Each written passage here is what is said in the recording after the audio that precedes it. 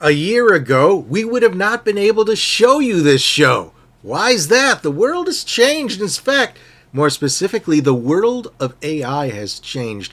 What you can do by yourself to produce such fun things is totally amazing, and it works for your business too. You don't have to really rely on it 100%. You could still do what you normally do, but in the process, you can have fun and do it a lot quicker than you used to. We're going to go over that and a lot more on this week's episode of the State of Greater Western New York Report, which, as always, is brought to you by... Each week, our community makes history. Each week, you make history. And each week, there's only one source to turn to for the first take on history.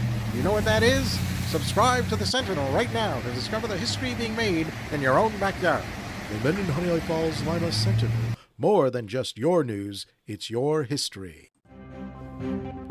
Welcome, everyone, to this edition of the State of Greater Western New York Report.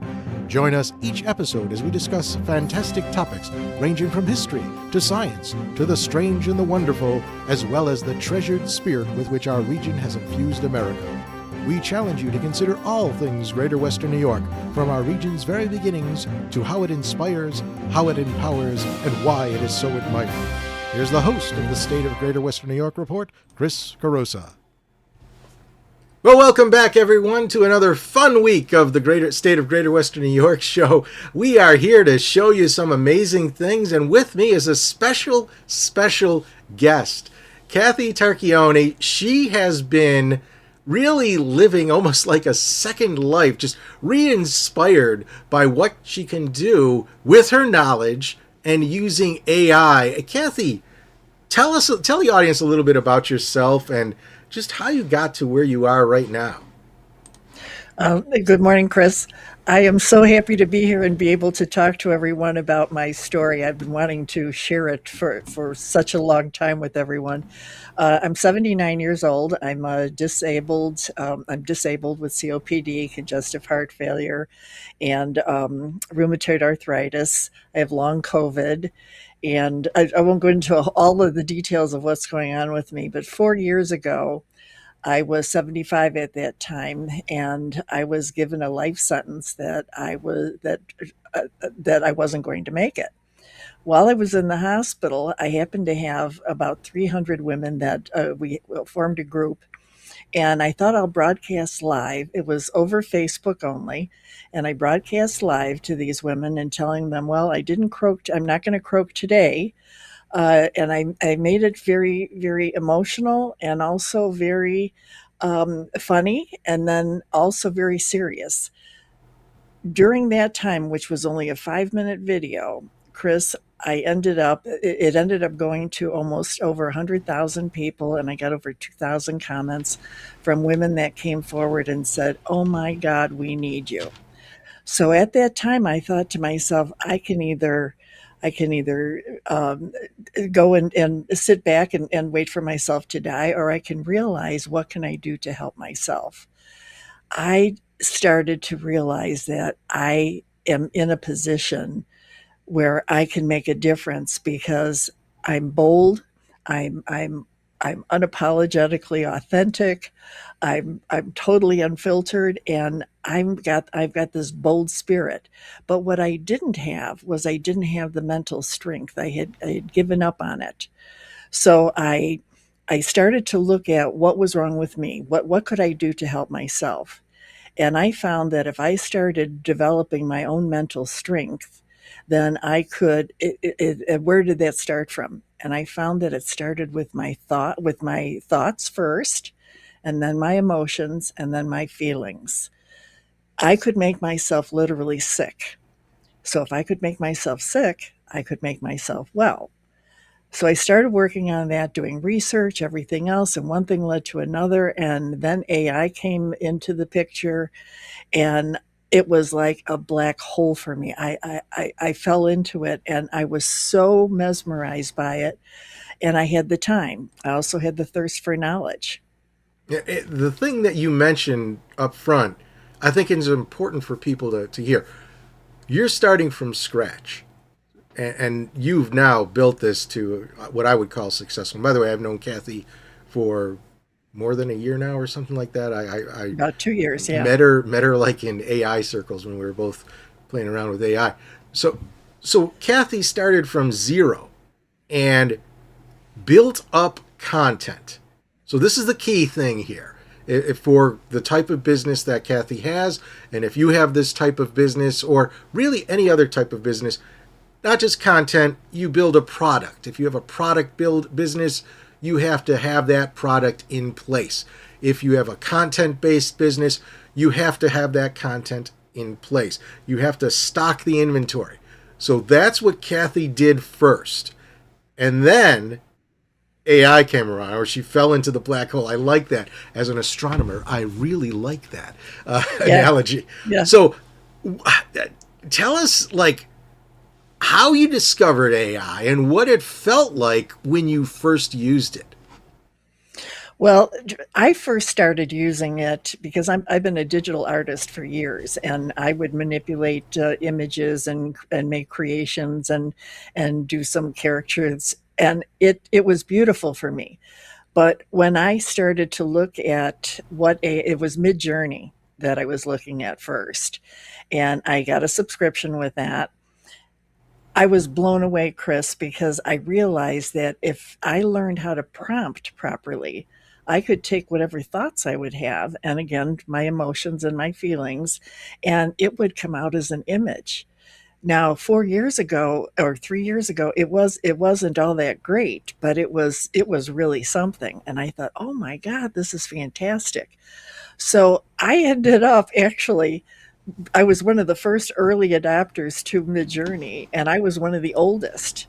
I was one of the, there was only, I think, 2% of all of Midjourney subscribers were over 65. And I ended up creating over 35,000 graphics in a period of time. I was constantly on it. I had a thirst for knowledge. I spent hundreds of hours taking courses. I was all self-taught and I didn't know anything about it. But then I learned how I could take it from there and then create it into my own and take it into Photoshop and make these images. And that's where it all started. And then when I realized what I could do, now I could take my creative side, but then I thought, well, what about my personal side? And then I realized I could use AI to help me. And I think here's the critical juncture where we get to something that you could use out there in TV land. So Kathy has this prior experience in graphics arts, very specialty. That's how she merged into the AI world by using what she already knew and then having AI facilitate it and make it easier, more efficient, more productive, that sort of thing.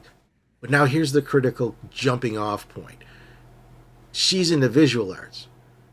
What happens next is not something that she necessarily had experience in other than maybe, I don't know, writing Christmas letters or things like that. You know, writing Yeah, the way you would normally write. She wasn't a professional writer. right. This is where we make the big leap, and this is where AI helped her. So Kathy, tell us a little bit about that journey.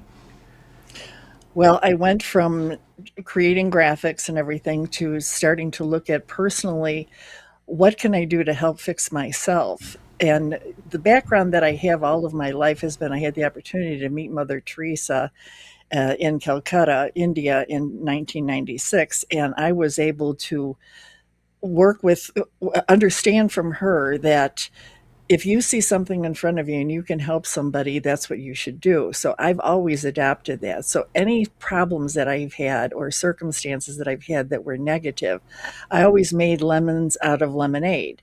So here was the same circumstance. I'm being given a life sentence.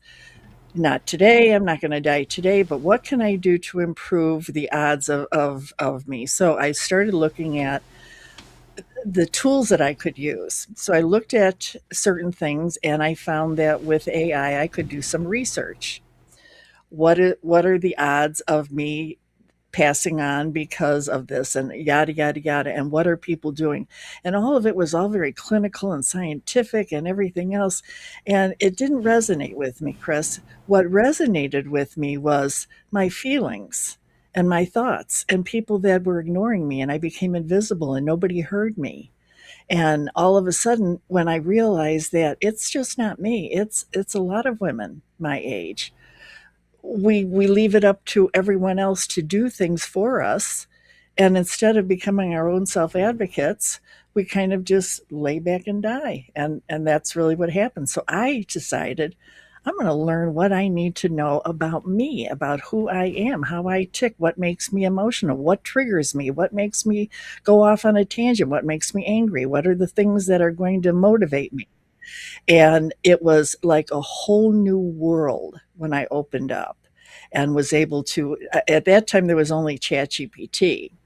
And now, I mean, I use them all, Chris. I use 40 of them, 40 of the applications. And I've self-taught myself on all of them. Every one of them has a special part in my heart. I've named my agent, my ChatGPT, I've named her Athena.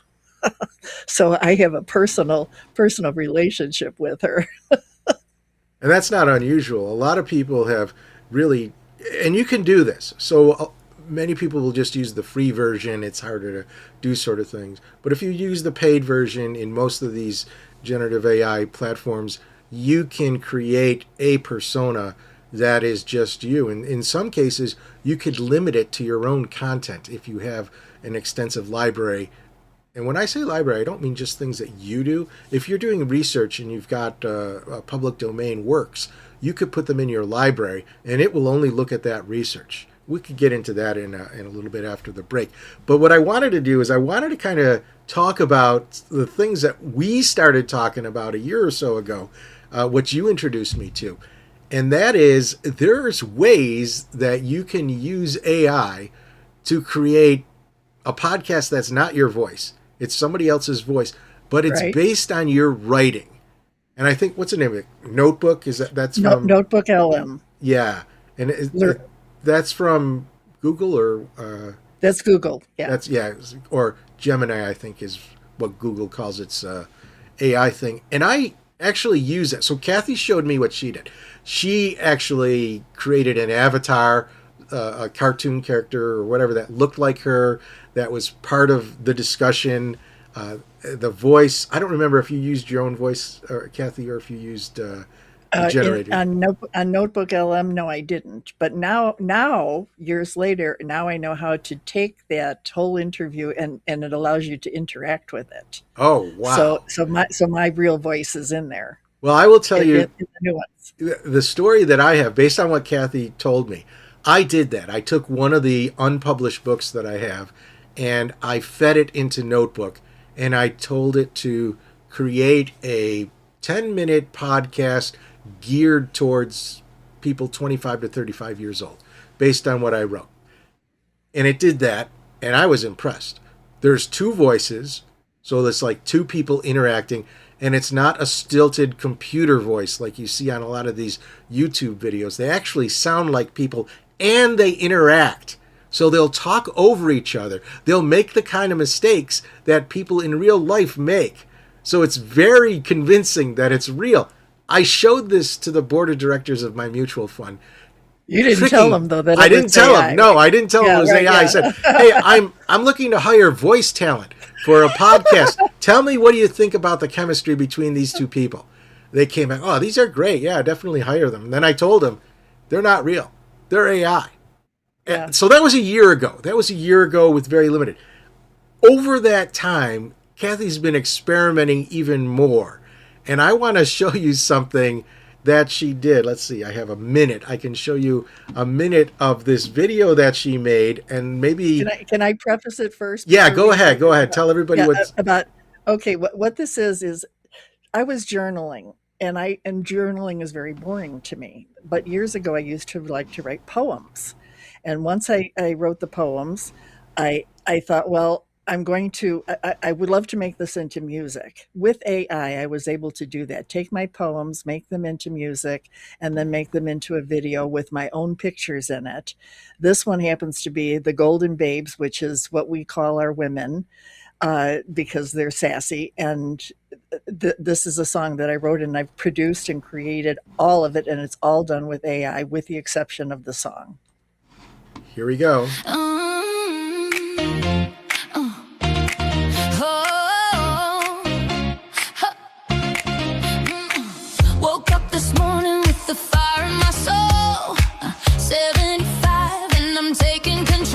They try to make me invisible, fade into the gray, but I found my sisters and we're here to stay. 20 seconds of connection, that's all that it takes to feel the power rising, breaking through the aches. I'm grounded in my truth now, owning every thought. This golden life I'm living can't be bought.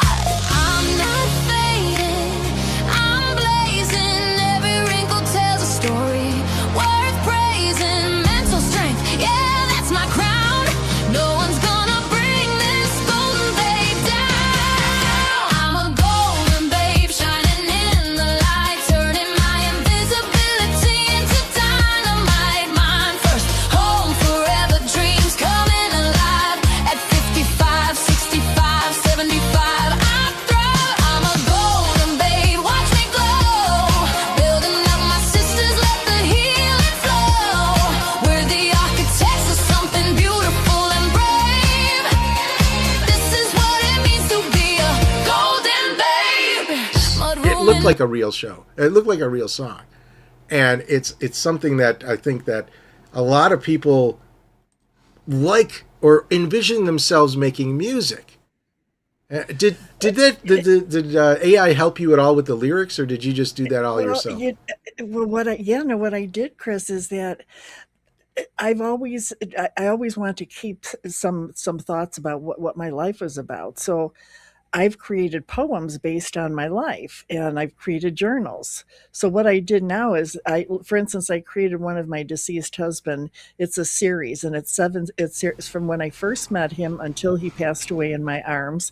Created 7 different songs in a series, rendered me to tears watching it and listening to it, because it's really me. So instead of journaling, it's something that it opens up my heart. So I think that's an example. Those two things we talked about, the podcast and the music video, those are examples of fun, toys, gaming type aspects of AI. Just something that you could do recreationally. Imagine putting your whole family in a music video based on a song that you come up with. I mean, these are the sort of things that you can do, or your kids could do, just to have fun. As a business, though, AI potentially offers even more. We're going to be talking about that when we come back from our break.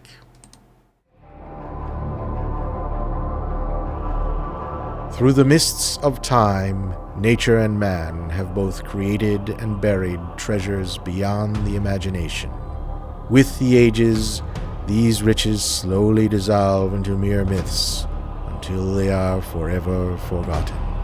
But there are those brave souls who tirelessly cling to the truth, ever seeking to discover the undiscovered, to reveal what has always been there, to uncover the hidden gems of a land thought forsaken but loved by millions.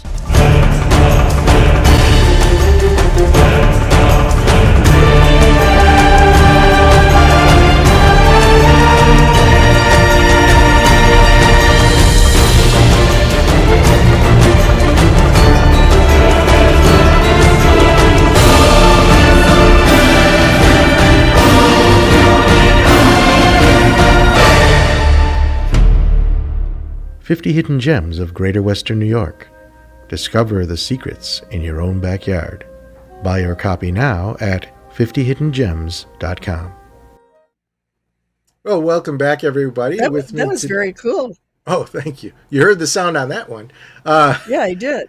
The difference was that was embedded in the studio, so we actually had the file here, whereas the other one we played from YouTube. So that makes it just a little bit more challenging to have you hear the sound, but the audience will be able to hear it.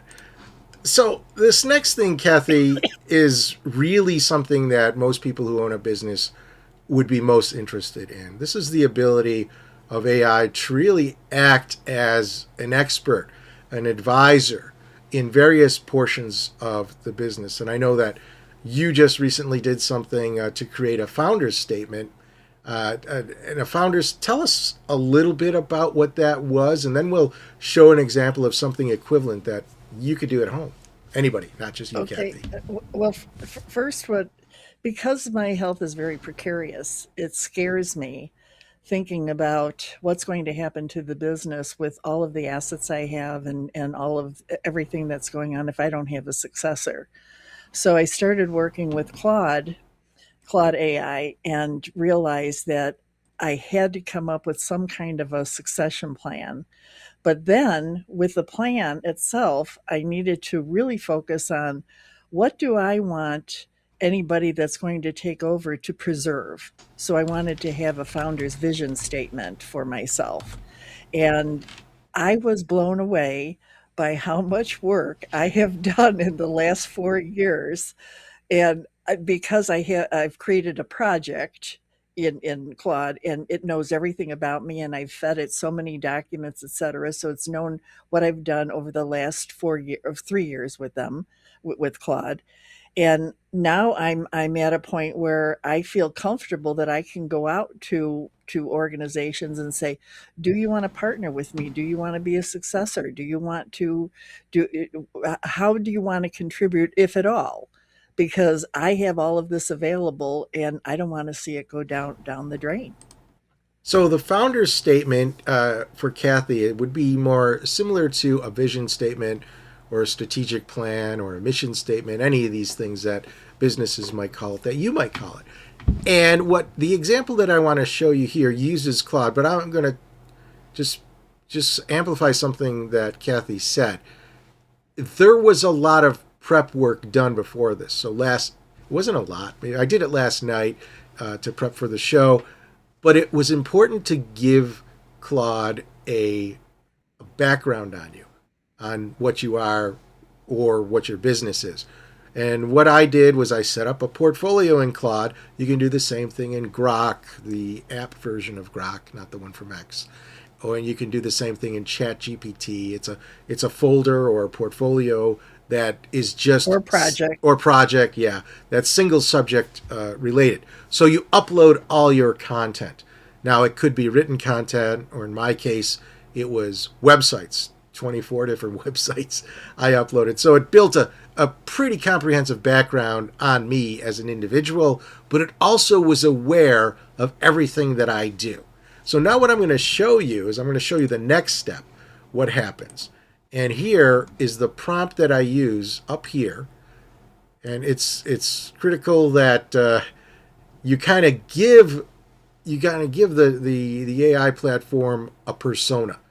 So here I say you're a management consultant expert. This is the kind of individual that you would call in to do this work that I'm about to ask for. So based on what you already know about stateof.greaterwesternyork.com, so you people are familiar with that particular business model that I'm using, so you might appreciate what Claude has to say about it. So I asked Claude to suggest a bold, hairy, audacious mission statement. Now, that term comes from Collins' outlines on strategic planning. The big, bold, hairy, audacious mission statement. That's what it's supposed to be. So I wanted to make sure that Claude knew that I wasn't looking for some bland mission statement that you typically find at the corporate level. It's something that's sometimes literally out of this world. But anyway, so I want that mission statement that the audience will find compelling. So it's not just written for a corporate audience, it's now written for an audience entailing the audience that is the State of Greater Western New York audience. Then from that mission statement, I asked it to outline a 12-month action plan, which would enable me to achieve that mission statement. So it's all there, how I wrote it. And you can see, I'm not going to go through the whole thing because it's very long, but the big, bold, hairy, audacious goal is by December 16th, 2026, make Greater Western New York the most historically literate and civically empowered region in America, where 100,000 residents actively engage with their revolutionary heritage and 1,000 local leaders champion community-driven governance. Okay, that is certainly hairy and audacious and big. So that's, and then it tells me everything I need to do on a month-by-month basis to achieve this goal. Now, what I will tell you, what I found interesting about this was that I am writing a book about the post-Revolutionary War, Western New York, and 3 attempts to make it a state back then, and why those attempts failed. And in that book, there are going to be hidden clues to treasures, actual real treasures, hidden throughout the greater Western New York region, the 17 counties. So there's really not a much on the available to Claude to see that, but it was able to pick it up based on the bits and pieces that it saw, and it gave me this 12-month plan, which is very similar to what I expected. And again, what I expected was not written anywhere for it to put down. Now, but it's really long. So I asked it now, convert this to a 5th grade reading level and fit it on 1 page. So let's see how long it takes to do that. This is live, and you're seeing, and there it is. So it really kind of narrowed that mission statement down. Remember how much longer it was? Now it's only 2 lines, and it's pretty good. I mean, I don't know if I'll be able to achieve it, to be totally honest, but it gives me something that I could strive for. And it's about a page long that kind of gives me a maybe quarter by quarter view on how I should take everything and move it forward, and what I could use to measure success. So if you're running a business, especially this part, what success looks like, kids know the heroes from their own county. Families spend weekends treasure hunting at museums. Neighbors talk about local issues in coffee shops. More people vote and run for local office. Our region becomes famous for solving problems ourselves. So that's kind of goes beyond the scope of the book that I'm doing, but it is consistent with a lot of what I talk about in the state of Greater Western New York.com. So I just wanted to show you how it can do that fast, and it was really fast. I did the first one first only because I didn't want to take up a whole lot of time, and I'm seeing that we're almost close to the end of the show as it is. But Kathy, what are your thoughts on that process, and maybe what can you advise other people who are running businesses? They don't have to be big businesses. They can be side hustles or just hobbies even, that'll help them along or realize the dreams that they want to realize. I would say, don't be afraid. There's a relationship that you can build to have AI work as a companion with you, as a support tool, as something that you can use for your personal life, for your business, and be specific. Don't expect the AI to come up with a miraculous response, because garbage in, garbage out. You have to be specific as to what you want and learn how to prompt properly. And I would say those are the most important things. Prompting is really key, and it doesn't have to be a long prompt, but it has to. If Chris, if you would have not had the background in there and your links and your project, and you built all that up, and you just put in your basic prompt, it wouldn't know what to talk about. And that's where people get discouraged right away. Oh, it's no good. It's going out all over. It's all over the place. Well, because you're not being specific. You know, if you say to somebody, well, I'm going to go to California. Well, where in California? Well, I'm going to go to Los Angeles. Well, where in Los Angeles? What's the address? Where am I going to live? Give me the specifics. So be detailed when you're working with AI. Thank you, Kathy. And now Kathy has hinted, I won't put you on the spot or anything. She's hinted that she might be available to come back and talk more as she finds out about more things. I would love to. Thank you. And I want to invite all of our listeners. There is so many things that we can touch on, so many types of applications. I invite the listeners of this show to email me, it's probably best just to email me and tell me what you want to hear about. Tell me a solution that you're looking for, a challenge that you're looking to overcome, and that you think AI might be able to help you with. And between Kathy and I, we could probably brainstorm and come up with a way to do it. And I think if we help you, we're going to help a bunch of other people who didn't even know that they had that question in their head. But when they see the way it's solved, they think, oh, I could do that too. So Yes. so definitely give us an email, and we'll do our best to maybe set up another show and help you out there. If you're a member of the live audience, you have the opportunity to ask questions right now, right here, live and in person. You don't get on the air or anything. You just type the questions in, and then I read them to our guests. So the only way you can do that is by registering at stateof.greaterwesternnewyork.com, and it's free. It'll put you on a list, and every Thursday morning you'll get the email invitation of where to go on Zoom to watch the show. Now, when you sign up, I will give you this warning. When you sign up, there will be a follow-up email that you're supposed to click to confirm that you want to be on the list. If you don't get that email, then you're going to need to contact me so I could figure out what's going wrong with the email system, because that was a problem that Kathy and her brother just ran into yesterday. So it's something that I need to be aware of, and I need to make the people who take care of the email be aware of too. So that's all we have for this week. Kathy, again, thank you for being here, and we'll see everybody else next week. Okay, Bye. thank you. Bye-bye for now. Bye, everyone.